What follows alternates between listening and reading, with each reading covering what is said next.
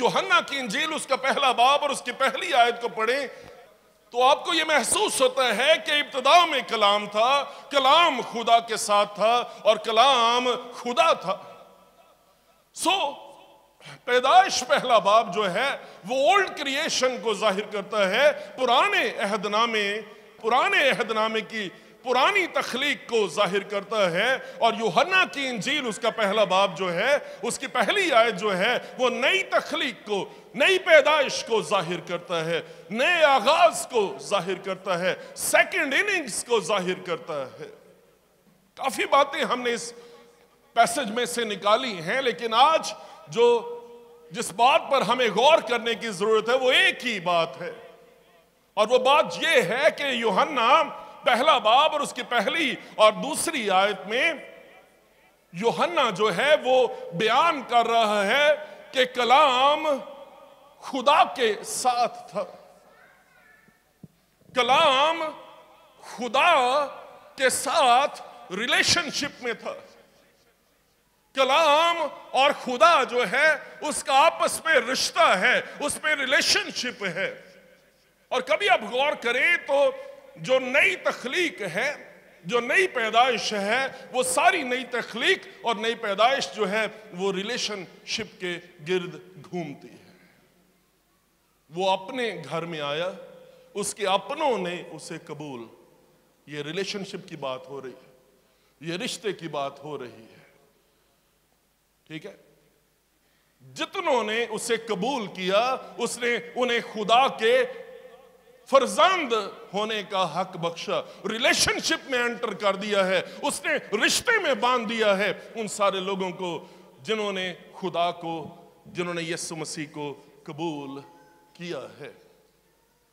Bible मुकद्दस की सबसे बड़ी आयत, खुदा ने दुनिया से ऐसी मोहब्बत रखी कि उसने अपना इकलौता बेटा बख्श दिया ताकि जो कोई उस पर ईमान लाए वो हलाक ना हो बल्कि हमेशा की जिंदगी पाए। खुदावंद यीशु मसीह और बाप जो खुदा है उसमें रिलेशनशिप है, और वही रिलेशनशिप जो है वो जोड़ने के लिए इस दुनिया में उतर आया है। अगर आप गौर करें तो असल में यूहन्ना ये कह रहा है कि जो खुदा की जात है, जो खुदा का नजरिया बाइबल मुकद्दस के मुताबिक है, खुदा का इन्हसार कलाम पर है, कलमे पर है, जिसके साथ वो रिलेशनशिप में है। मैं आपके सामने मौजूद हूं, आपके साथ जो मेरा रिलेशनशिप है उसकी अक्कासी मेरे अल्फाज, मेरा कलाम कर रहा है। मैं जो बोल रहा हूं उसके, मेरे अल्फाज के वसीले से, मेरे बोलने के वसीले से जो अक्कासी है, मेरी अक्कासी हो रही है, और जो मेरी बातें हैं, जो मेरी आवाज है, जो मेरा कलमा है, वो मेरी शख्सियत का, मेरी जात का हिस्सा है। इसका मतलब ये है बाइबल मुकद्दस के नजरिए के मुताबिक जो खुदा का नजरिया बाइबल मुकद्दस बयान करती है वो ये है कि खुदा कलमे के बगैर नामुकम्मल है, खुदा कलमे के बगैर अधूरा है, खुदा का जो नजरिया है वो कलाम के बगैर अधूरा है। और अगर कलमा खुदा के साथ नहीं है, अगर कलमे का रिलेशनशिप खुदा के साथ नहीं है, तो फिर खुदा जो है वो गूंगा खुदा है, वो बोलने से कासिर खुदा है, और खुदा में और किसी बुत में, किसी और देवता में कोई फर्क नहीं है। सो कलमा जो है, जो कलाम है, वो खुदा के साथ रिलेशनशिप में है, और कलमा और खुदा जो है ये एक दूसरे पर इन्हिसार कर रहे हैं। मेरे अल्फाज का इन्हिसार मुझ पर है और मेरा इन्हिसार मेरे अल्फाज पर है, जो मेरी नुमाइंदगी कर रहे हैं, जो मेरी अक्कासी कर रहे हैं, जो मेरी थॉट्स को, जो मेरे जहन में है उसकी अक्कासी करके आप तक पहुंचा रहे हैं। ये रिश्ता जो कलाम में और खुदा में है, ये इस कायनात की बुनियाद है। कभी आप गौर करें, इब्तिदा में खुदा ने जमीन और आसमान को पैदा किया, जमीन वीरान और सुनसान थी और गहराव के ऊपर अंधेरा था। और खुदा ने कहा रोशनी हो जा। जो कुछ तख्लीक हुआ है, जो जमीन बनी है, उस सब का दारोमदार खुदा के कहने पर है, खुदा के कलाम पर है। और कलाम जो है वो खुदा के साथ रिलेशनशिप में है। कलाम जो है खुदा से अलहदा नहीं है। और अगर वो खुदा कुछ कह ना सके और जो कहे वो पूरा ना हो, तो फिर खुदा जो है वो नामुकम्मल खुदा है। खुदा जो है वो गूंगा खुदा है। और उसमें और किसी देवता में, किसी बुत में कोई फर्क नहीं है।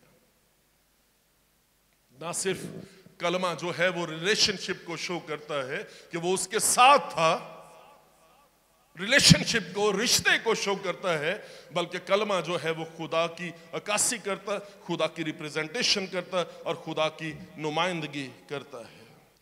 वो रिश्ता जो खुदा में और कलमे में है, खुदा का कलमा उस रिलेशनशिप को, उस रिश्ते को एक्सटेंड करने के लिए इस दुनिया में उतर आया है। और अगर आप गौर करें तो बनीनो इंसान जो खुदा की शबी पर बने हैं, और ये शबी जो बिगड़ गई है, जो दूर चली गई है, उस शबी को रिस्टोर करने के लिए जो कलाम खुदा है वो उतर आया है। कलमा जो है वो मुजस्सम हो गया है, जिसे मैं और आप क्रिसमस कहते हैं। हम उसे क्रिसमस कहकर सेलिब्रेट करते हैं क्योंकि वो उस रिश्ते को जोड़ने के लिए आ गया है जो शबी में और खुदा में है। उसे एक्सटेंड करने के लिए उतर आया है। रिश्तों को दोबारा से बहाल करने के लिए, ताजगी देने के लिए उतर आया है। हम उसे क्रिसमस के तौर पर सेलिब्रेट करते हैं। लेकिन असल में ना हम ट्री को सेलिब्रेट करते हैं, ना हम 25 दिसंबर को सेलिब्रेट करते हैं, ना हम लाइट्स को,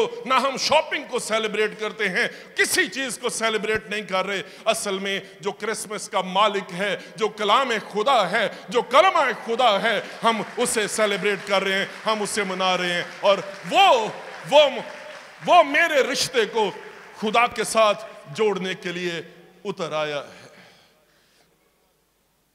आप ये क्रिसमस सेलिब्रेट कर रहे हैं, मैं आपसे पूछना चाहता हूं, क्या वो जो क्रिसमस का मालिक है, जो साहब क्रिसमस है, क्या यीशु मसीह के साथ आपकी मुलाकात हुई है कि नहीं हुई? क्या उसने आपको रिश्ते में बांधा है कि नहीं बांधा?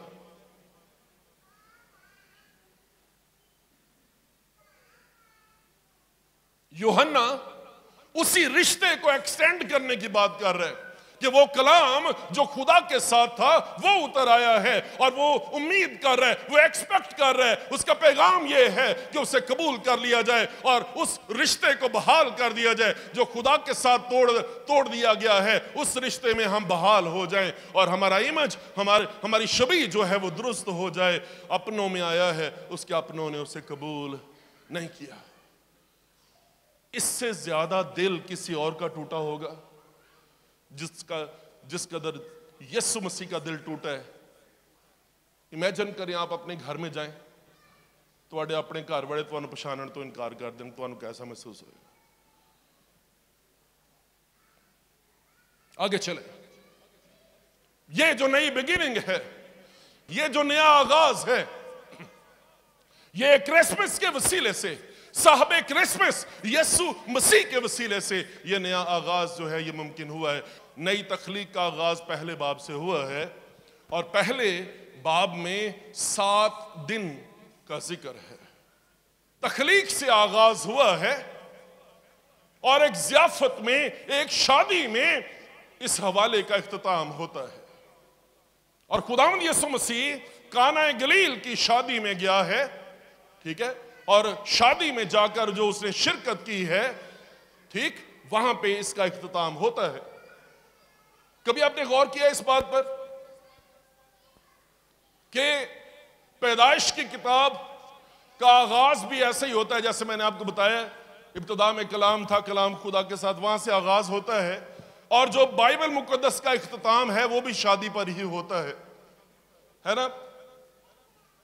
मुकाशफा की किताब पढ़े 21वां बाब, वहां पे क्या लिखा है कि मैंने नए यरूशलेम को आसमान से उतरते हुए देखा और जो नया यरूशलेम है वो उस दुल्हन की मानिंद आरास्ता था जिसने अपने दुल्हा के लिए, जिसने अपने शौहर के लिए सिंगार किया। समझ आ रही है? सो यूहन्ना पहला बाब और दूसरे बाब का जो पहला हिस्सा 11 आयात है, असल में ये पूरी बाइबल मुकद्दस का निचोड़ जो है, 7 दिनों का निचोड़ जो है, वो आपको यूहन्ना की इंजील और उसके पहले बाब में मिल जाता है, जहां पे आगाज हुआ है पुरानी क्रिएशन से और जो इख्तिताम है वो ज़ियाफत पर है, बर्रे की शादी की बात हो रही है। और आपको यूहन्ना की इंजील उसके पहला बाब और उसकी पहली आयत से शुरू करके यूहन्ना की इंजील उसके दूसरे बाब में, जहां पे वो काना गलील की शादी में जाता है ना, आपको एक ज़ियाफत का जिक्र मिलता है और उसने ये पहला मौजज़ा दिखाकर अपना जलाल जाहिर किया। किसी भी शादी में, किसी भी ज़ियाफत में जो दुल्हन है वो मरकज होती है। कभी आपने गौर किया है? दुल्हन मरकज होती है। दूल्हे ने ब्लैक सूट पहना होता है, दूल्हे के दोस्तों ने ब्लैक सूट पहने होते हैं, हर बंदा जो शादी में जाता है उसने ब्लैक सूट पहना होता है, औरतों ने रंग बिरंगे कपड़े पहने होते हैं। उन सब में जो एक शख्सियत है वो प्रोमिनेंट है, वो नुमाया है, और वो शख्सियत जो प्रोमिनेंट है, वो शख्सियत जो नुमाया है, वो दुल्हन है। क्योंकि दुल्हन ने रीतवेल पहना हुआ है और एक शादी में जो है किसी और को रीतवेल पहनने की इजाजत नहीं होती, किसी और को ऐसा ड्रेस पहनने की इजाजत नहीं होती। सिर्फ दुल्हन जो है वो रीतवेल पहन कर आती है, सिर्फ दुल्हन जो है वो वाइट ड्रेस जो है वो पहनती है, क्योंकि सारी शादी का जो मरकज है वो दुल्हन है। सारी ज़ियाफत जो है दुल्हन के गिर्द घूमती है। लेकिन जो नई क्रिएशन है, जो नई तख्लीक है, इस नई तख्लीक के बारे में देखें कि ये जो नई तख्लीक है, जो नया आगाज है, बाइबल मुकद्दस में क्या लिखा है? यीशु मसीह ने ये पहला मौजज़ा दिखाकर अपना जलाल जाहिर किया। जो नई क्रिएशन है उसमें दुल्हन के गिर्द नहीं, उसमें दुल्हा के गिर्द एक ही दूल्हा है, एक ही लाड़ा है, उस दूल्हे का नाम यीशु मसीह है। जो नई जिंदगी है, ये नई जिंदगी मेरे गिर्द नहीं घूमती, ये नई जिंदगी आपके गिर्द नहीं घूमती। ये जो नई जिंदगी, ये नया रिश्ता जिसमें आप शामिल हो गए हैं और खुदा को अपना बाप बना लिया है और खुदा ने आपको अपना बेटा बना लिया है, ये नया रिश्ता, ये नई जिंदगी जो है आपकी जिंदगी का महवर और मरकज दूल्हा है। ज़िबा किया हुआ बर्रा आपकी जिंदगी का मरकज है। और पौलुस रसूल की तरह आप ये कहना शुरू कर देते हैं, अब मैं जिंदा ना रहा बल्कि मसीह मुझ में जिंदा है। हालेलुया। इस बड़े दिन पर यह बात समझने की और यह बात सोचने की जरूरत है, क्या आपकी जिंदगियां यीशु मसीह के गिर्द घूम रही हैं? क्या आपकी जिंदगियां यीशु मसीह के गिर्द घूम रही हैं? क्या आपकी जिंदगियों का मरकज साहबे क्रिसमस यीशु मसीह है? क्या आपकी जिंदगियों का महवर खुदावंद यीशु मसीह है, जो खुदा का इकलौता बेटा है? आपकी जिंदगियां किसके गिर्द घूम रही हैं? आपकी जिंदगी आपके अपने गिर्द घूम रही है? आप सेल्फ सेंटर्ड लोग हैं, आप सेल्फ सेंटर्ड शख्स हैं। आपकी जिंदगी आपकी बीवी के गिर्द घूम रही है, आपकी जिंदगी आपके शौहर के गिर्द घूम रही है, आपकी जिंदगी आपके बच्चों के गिर्द घूम रही है। किसके गिर्द आपकी जिंदगी घूम रही है? और यह चैलेंज है जो इस क्रिसमस पर है, और वो चैलेंज जो है वो ये है कि जो दूल्हा है उसकी दुल्हन है, और ये नई जिंदगी जो है वो उस दूल्हे के गिर्द जिसका नाम यीशु मसीह है, उस दूल्हे के गिर्द आपकी जिंदगी घूमनी चाहिए। आपकी जिंदगी में और खुदा के कलाम में मुताबिकत होनी चाहिए, और हर रोज यीशु मसीह जब आपकी जिंदगी में मौजज़ात करे, आपकी जिंदगी में अपनी कुदरत को जाहिर करे, तो आप ये कहें कि ये पहला मौजज़ा है ना, उसने दिखाकर मेरी जिंदगी में अपने जलाल को जाहिर किया। एक ही दूल्हा है जो पहली बार आया था दुल्हन का फिदिया देने के लिए। और ध्यान से सुन लें, किसी और दूल्हे ने नहीं आना। झूठे लोग झूठे लोगों को प्रमोट कर रहे हैं, किसी और ने नहीं आना, सिर्फ एक ही है जो जिंदा है और आसमान पर गया है। उसी दूल्हे ने वापस आना है, उसके सिवा किसी और दूल्हे ने वापस नहीं आना। आसमान, आसमान का मरकज, जमीन का मरकज ये दूल्हा है। खुदा के कलाम का मरकज ये दूल्हा है। इंसान की तारीख का मरकज ये दूल्हा है, जिसके गिर्द सारा वक्त जो है वो घूमता है। हम कबल अज़ मसीह कहते हैं और बाद अज़ मसीह कहते हैं। हम ईसवी के नाम से जानते हैं। और कबल अज़ मसीह, उसने वक्त को दो हिस्सों में तकसीम करके वो खुद दरमियान में खड़ा है, क्योंकि वो इस सारे वक्त का, इस सारी कायनात का मरकज है। वो कायनात का दूल्हा है। मैं आपसे बात पूछना चाहता हूं, क्या वो जो इस कायनात का, कलाम का, आसमान और जमीन का मरकज है, जो खुदा के तख्त का मरकज है, जो चारों जानदारों और 24 बुजुर्गों का मरकज है, क्या वो आपकी जिंदगी का मरकज है या नहीं है? आपकी जिंदगी किसके गिर्द घूमती है? और मैं आपको कहना चाहता हूं, कलाम यह बताता है एक ही है।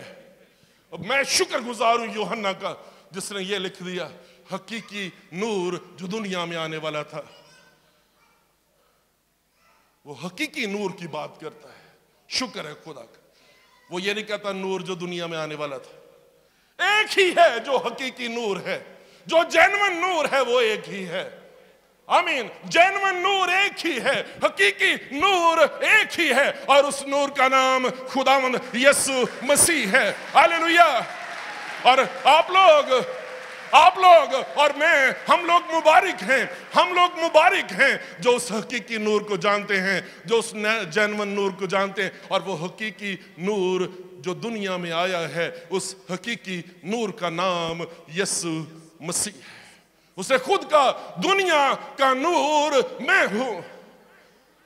और उसे खुद कहा, जो मुझ पर ईमान लाता है, गो वो मर जाए तो भी जिंदा रहेगा।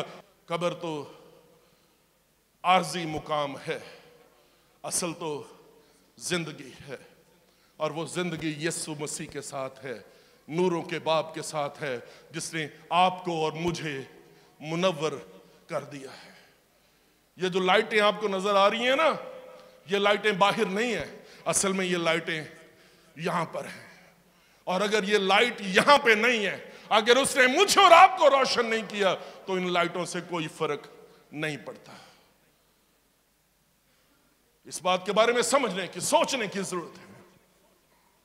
हकीकी नूर, यूहन्ना पहला बाब उसका जिक्र और बयान करता है। आप उस हकीकी नूर से जुड़ गए, आपकी जिंदगी उस नूर के गिर्द घूमती है ना। वो सूरज की बात नहीं कर रहा, जो आर्जी नूर है, जो आर्जी नूर है। सूरज और चांद जो है, ये इनकी रोशनी खत्म हो जाएगी, जो आर्जी नूर है। और आप हैरान हो जाएंगे, साइंस कहती है बैक्टीरिया आया, ये आया, वो आया, वहां से इंसान बन गया, वहां से जानवर बन गया, वहां से दरख्त बन गए। कलाम ये बताता है तीसरे दिन उसने घास फूस को पैदा किया, है ना, जड़ी बूटियों को पैदा किया, बीजदार दरख्तों को, बूटियों को उसने पैदा किया। तीसरे दिन दरख्तों को उसने तीसरे दिन पैदा किया। सूरज को कब बनाया? चौथे दिन। तो जमीन जो पहले 3 दिन है, जमीन और उसकी सारी तख्लीक, वो किसके गिर्द घूम रही है? वो किसकी वजह से कायम है? वो हकीकी नूर की वजह से, खुदा के कलाम की वजह से कायम है। अच्छा, अजीब बात यह है, इस हवाले में जब वो शादी की ज़ियाफत में गया और उसने अपना जलाल जाहिर किया, उसने असल में दिखा दिया कि जिंदगी का मरकज कौन है और कौन होना चाहिए और किसका जलाल होना चाहिए। दुल्हन का नहीं, दुल्हन की सारी जिंदगी दूल्हे के गिर्द घूम रही है, और वो दूल्हा एक ही है, उसका नाम यीशु मसीह है। आमीन।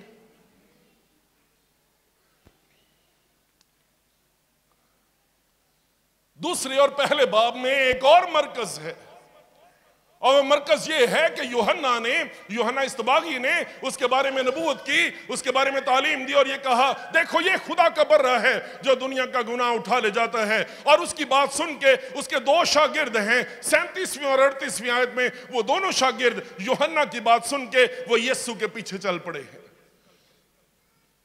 और यीशु मसीह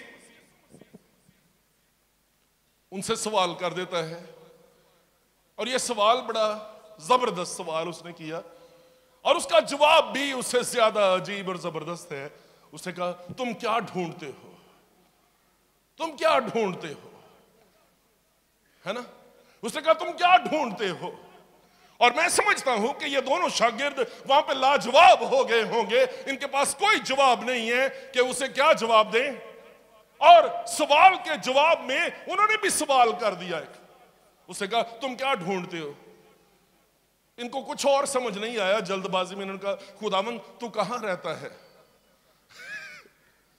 है ना? उसने कहा, तुम क्या ढूंढते हो? उसके जवाब में एक और सवाल इन्होंने कर दिया। उन्होंने कहा, खुदावंद तू कहां रहता है?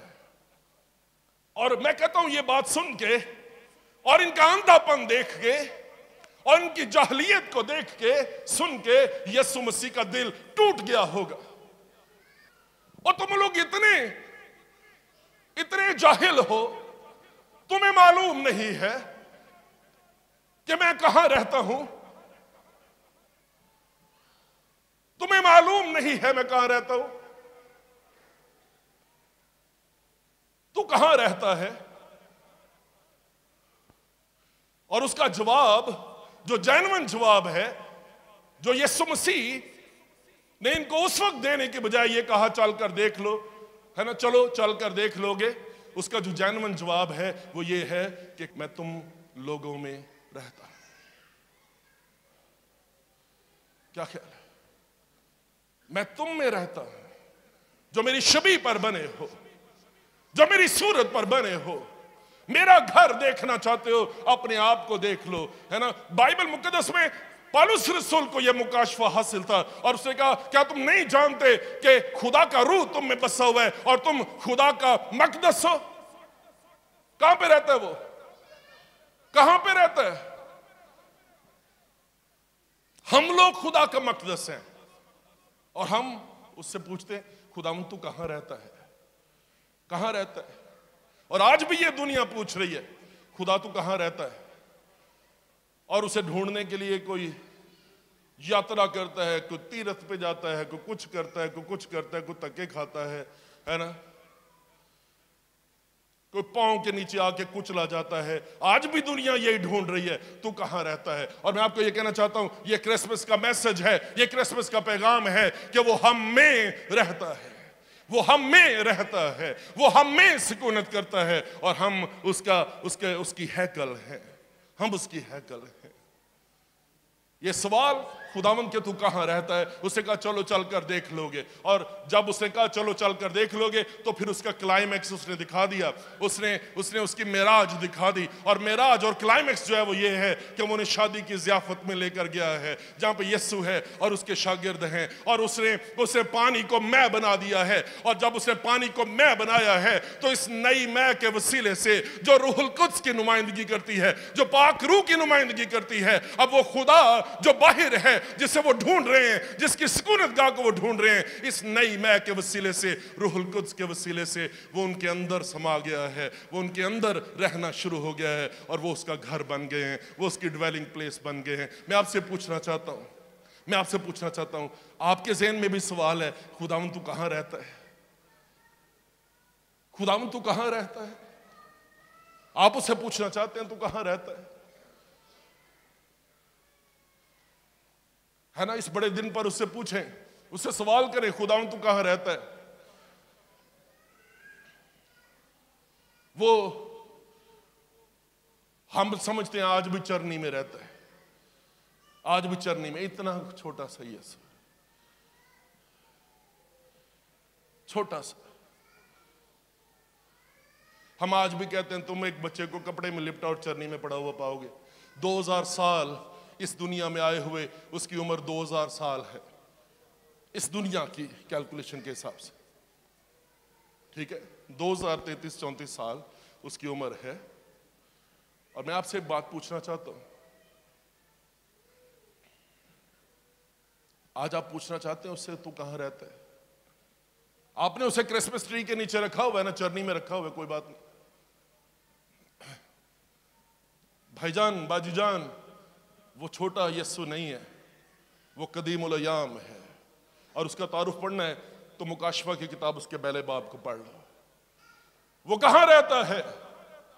वो चरनी में है, क्रिसमस ट्री में है, या वो रूहुल कुद्स के वसीले से आपके दिल में है। फैसला आपने यहां से करके जाना है, और जो आपका फैसला होगा उसी के मुताबिक आपका इंसाफ होगा, उसी के मुताबिक आपकी जिंदगी गुजरेगी।